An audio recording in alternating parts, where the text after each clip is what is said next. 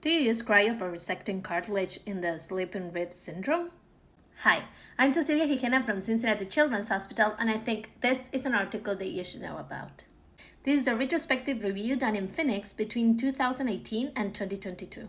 And they wanted to compare the length of stay and opioid use in patients that underwent cartilaginous rib excision with and without cryo.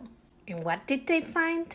They had 98 patients. 68 underwent a resection without cryo, 22 underwent the resection with cryo, and 8 underwent a NAS procedure plus the cartilaginous resection in cryoanalgesia.